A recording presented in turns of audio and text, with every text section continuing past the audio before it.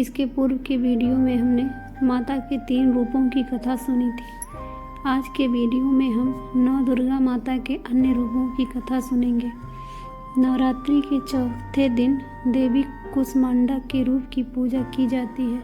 अपनी मंद हल्की हंसी के द्वारा अंड यानी ब्रह्मांड को उत्पन्न करने के कारण इस देवी को कुष्मांडा नाम से बुलाया गया है। पौराणिक कथा के अनुसार जब सृष्टि नहीं थी, चारों तरफ अंधकार ही अंधकार था, तब इस देवी ने अपने इज्जत अर्थात हाथ से ब्रह्मांड की रचना की। इसीलिए इन्हें सृष्टि की आदि स्वरूपा या आदि शक्ति कहा गया है। इस देवी का वास सूर्य मंडल के भीतर लोक में है। सूर्य लोक में रहने की शक्ति क्षमता केवल इन्हीं में है, इसलिए इनके शरीर की कांति और प्रभा सूर्य की भांति ही दैदीप्यमान है। इनके ही तेज से 10 दिशाएं आलोकित हैं।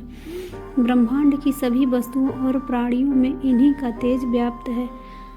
अचंचल और पवित्र मन से नवरात्रि के चौथे दिन इस देवी की पूजा आराधना करना ही चाहिए। इससे भक्तों के रोगों और शोकों का नाश होता है।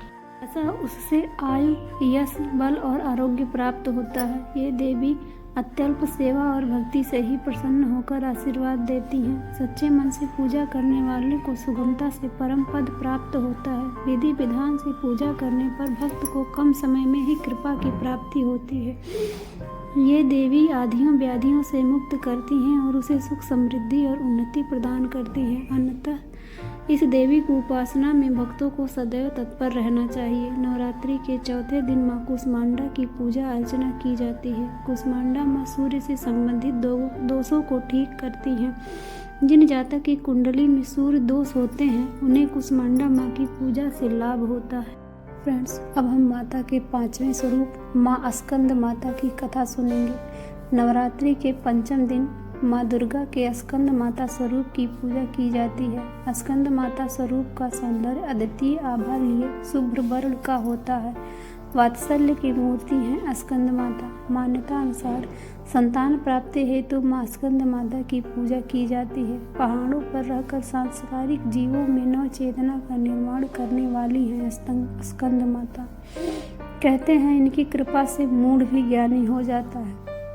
कुमार कार्तिकेय की रक्षा के लिए जब माता पार्वती क्रोधित होकर आदिशक्ति रूप में प्रकट हुई तो इंद्र भय से कांपने लगे। इंद्र अपने प्राण बचाने के लिए देवी से क्षमा याचना करने लगे। कुमार कार्तिकेय का एक नाम स्कंद भी है, इसलिए स्कंद माता को मनाने के लिए इंद्र देवताओं सहित स्कंद माता नाम से देवी की स्तुति करने लगे और उनका इसी रूप में पूजन किया। इस समय से ही देवी अपने 5वें स्वरूप में स्कंद माता रूप में जानी जाने लगी। नवरात्रि के 5वें दिन इनकी पूजा का विधान तय हो गया। शास्त्रों में इनका काफी महत्व बताया गया है। इनकी उपासना से भक्त की सारी इच्छाएं पूरी हो जाती है। भक्त को मोक्ष मिलता है। सूर्य मंडल के अधिष्ठात्री देवी होने के कारण इनका उपासक अलौकिक तेज और कांतिमय हो जाता है। अतः मन को एकाग्र रखकर पवित्र रखकर इस देवी की आराधना करने वाले साधक को भवसागर पार करने में कठिनाई नहीं आती। उनकी पूजा से मोक्ष का मार्ग सुलभ हो जाता है। यह देवी विद्वानों और सेवकों को पैदा करने वाली शक्ति है, यानी चेतना का निर्माण करती है। कहते हैं कालिदास द्वारा रचित रघुवंशम महाकाव्य और मेघदूत रचनाएं स्कंद माता की कृपा से ही संभव हुई हैं। नवरात्रि के 5वें दिन स्कंद माता माँ की पूजा अर्चना की जाती है। यह बुध ग्रह की देवी है। जो जातक स्कंद माता की पूजा अर्चना करते हैं, उनकी कुंडली से बुध के दोष समाप्त हो जाते हैं। दोस्तों, अब हम माता के 6ठे स्वरूप माँ कात्यायनी देवी की कथा सुनेंगे। नवरात्रि के 6ठे दिन माँ कात्यायनी की पूजा की जाती है। इनकी उपासना और आराधना से भक्तों को बड़ी आसानी से अर्थ, धर्म, काम और मोक्ष चारों फलों की प्राप्ति होती है।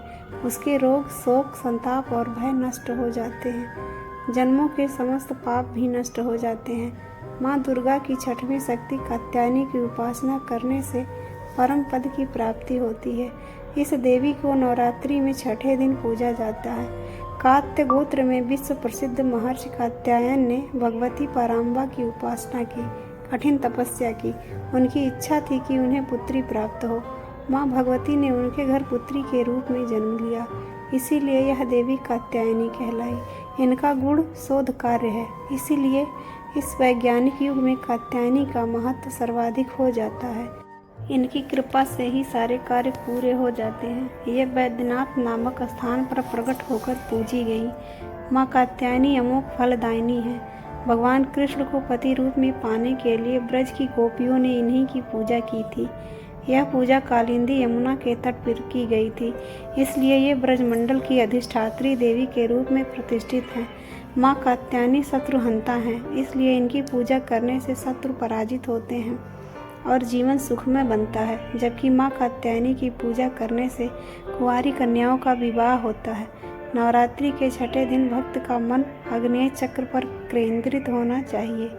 अगर भक्त खुद की पूरी तरह से माँ कात्यायनी को समर्पित कर दे तो माँ कात्यायनी उसे अपना आशीर्वाद अवश्य प्रदान करती है।